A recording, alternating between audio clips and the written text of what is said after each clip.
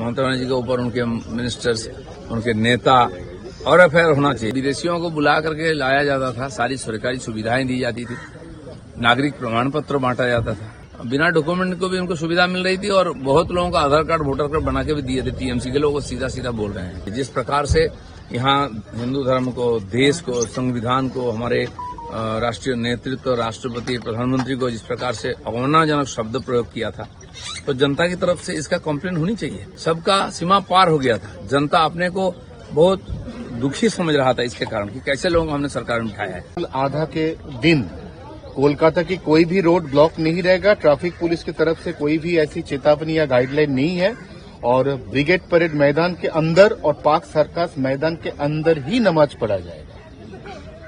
देखिए, हमारे देश में साल भर में उत्सव पर्व चलता रहता है, अलग अलग समाज का, कम्युनिटी का, धर्म का उत्सव मनाने में कोई मनाही नहीं है, लेकिन उसमें जनता को असुविधा हो ऐसा कोई निर्णय नहीं लेना चाहिए।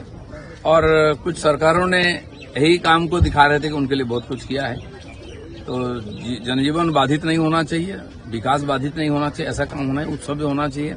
हमारी सरकार ने तय किया है कि कोई भी अपील कर सकता है पुलिस के पास उत्सव मनाने के लिए जगह का, पुलिस तय करेगा कहाँ किस समय होगा। तो इस बार ब्रिगेड ग्राउंड को दिया गया है, सब प्रोग्राम वहाँ होता है, अच्छी बात है, उत्सव मनाइए, बड़ा जगह है, लेकिन रोड पर कोई इस प्रकार कार्यक्रम नहीं चलेगा। मुख्यमंत्री पूर्व मुख्यमंत्री ममता बनर्जी के ऊपर एक एफआईआर हुआ है सिलीगुड़ी में। कुछ ऐसी टिप्पणी की थी जो किसी धर्म को लेकर बहुत एफआईआर होने वाला है। ममता बनर्जी के ऊपर उनके मिनिस्टर्स, उनके नेता और एफआईआर होना चाहिए। जिस प्रकार से यहाँ हिंदू धर्म को, देश को, संविधान को, हमारे राष्ट्रीय नेतृत्व, राष्ट्रपति, प्रधानमंत्री को जिस प्रकार से अवमानजनक शब्द प्रयोग किया था, तो जनता की तरफ से इसका कंप्लेन होनी चाहिए।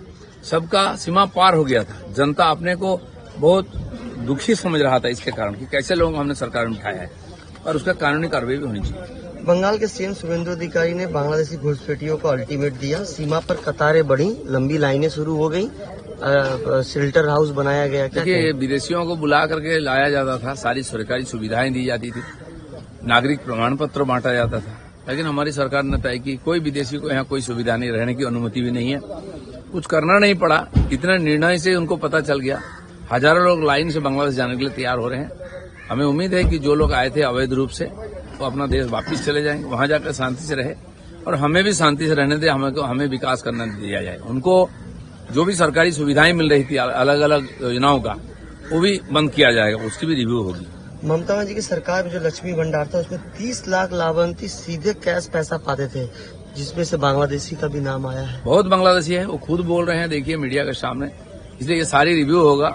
जितनी भी गरीब कल्याण योजना और इस प्रकार योजनाओं का प्रधानमंत्री जी का दिया हुआ सुविधा यही लोग खा जाते थे, तो इसको सारा रिव्यू होगा, नया लिस्ट बनेगा और सरकारी जमीन कब्जा करके बड़ी बड़ी कॉलोनियां बना दिए थे, वो भी हटाया जाएगा। दादा, मंगलवार को भारत बांग्लादेश सीमा पर हकीमपुर चेक पोस्ट में सैकड़ों बिना दस्तावेज बांग्लादेशी पाए गए और जिसमें से देखा गया कि कई मुसलमान हैं जो कि कुछ डॉक्यूमेंट ही नहीं रखे हैं। नहीं, डॉक्यूमेंट तो है नहीं और बिना डॉक्यूमेंट को भी उनको सुविधा मिल रही थी और बहुत लोगों का आधार कार्ड, वोटर कार्ड बना के भी दिए थे। टीएमसी के लोग सीधा सीधा बोल रहे हैं। अब इन लोगों को वापस जाना पड़ेगा और सारे सुविधा से इनको वंचित रखा जाएगा।